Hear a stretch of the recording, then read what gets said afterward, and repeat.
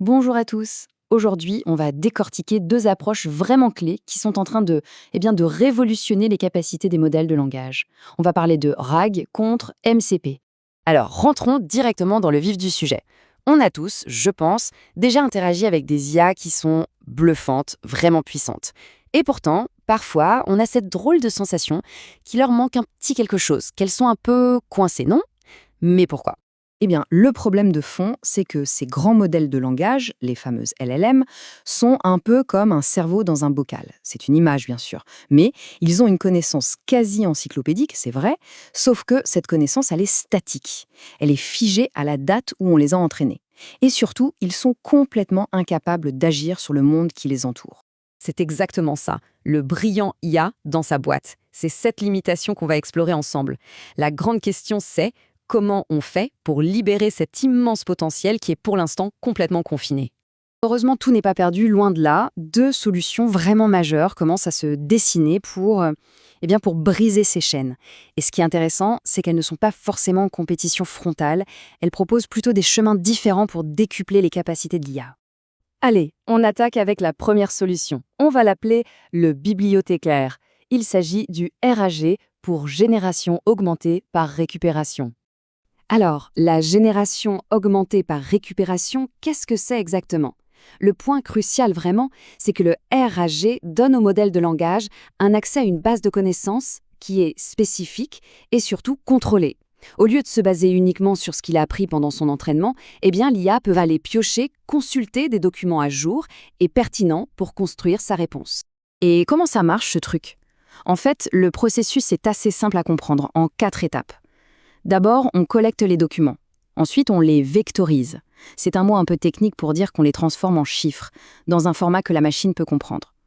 Troisième étape, quand on pose une question, le système va chercher les extraits les plus pertinents. Et enfin, le LLM utilise ce contexte tout frais pour générer une réponse ultra précise. Pour reprendre notre analogie, c'est vraiment ça.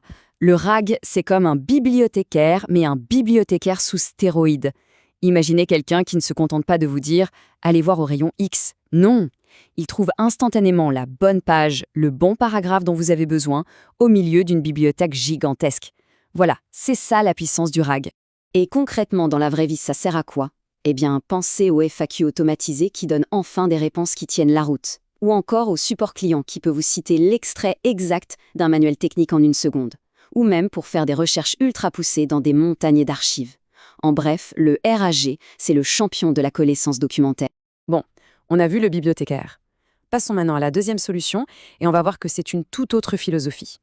On va l'appeler l'agent. Il s'agit du MCP, le Model Context Protocol. Et vous allez voir, son rôle est radicalement différent. Et voilà la différence fondamentale. Le MCP, lui, n'est pas là pour lire des livres, il est là pour agir. C'est toute la nuance. Il donne au LLM la capacité de se connecter à d'autres logiciels, à des bases de données, à des API et de déclencher de vraies actions dans le monde réel. Et le fonctionnement, là aussi, est assez direct. En gros, le LLM invoque un outil externe.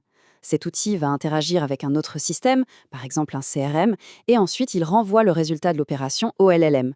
C'est une vraie boucle d'action, et tout ça en temps réel. Donc, si on garde nos analogies, si le RAG est le bibliothécaire, le MCP, c'est l'agent de terrain. C'est l'opérateur qui a, en quelque sorte, les clés de la ville. Il a les autorisations non seulement pour consulter des informations, mais aussi pour les modifier, pour ouvrir des portes, activer des systèmes, bref, pour faire des choses. Du coup, les cas d'usage sont très, très concrets et orientés vers l'action. On parle de créer un ticket de support automatiquement, de mettre à jour une fiche client dans un CRM en pleine conversation ou de se connecter à un RP pour aller vérifier un stock. Le MCP, c'est ce qui permet à l'IA de devenir un véritable acteur dans les processus d'une entreprise.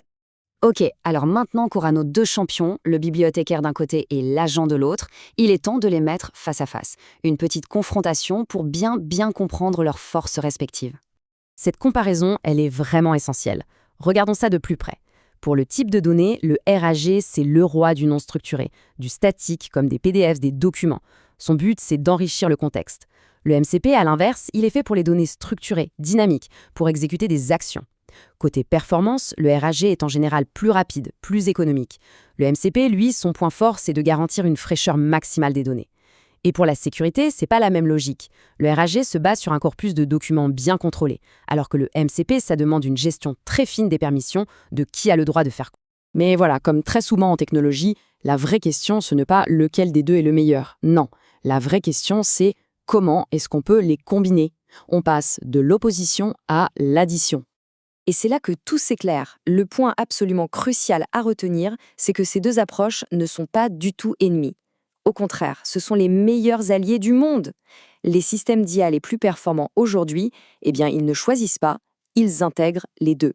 C'est vraiment la synergie parfaite.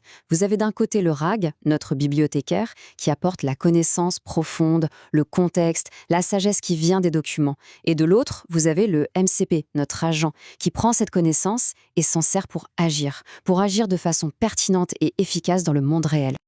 Pour le dire encore plus simplement, le RAG, c'est le savoir, et le MCP, c'est le savoir-faire.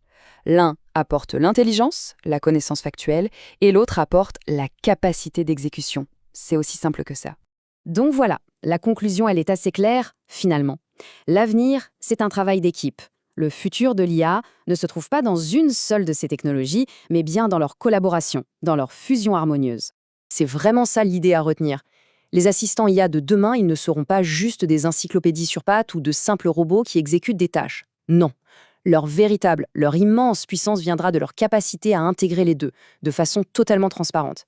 C'est vraiment l'union de la connaissance et de l'action. Alors, pour finir, je vous laisse avec une question. Imaginez une IA qui possède à la fois cette connaissance quasi infinie et cette capacité d'agir très concrètement. Les possibilités deviennent vertigineuses.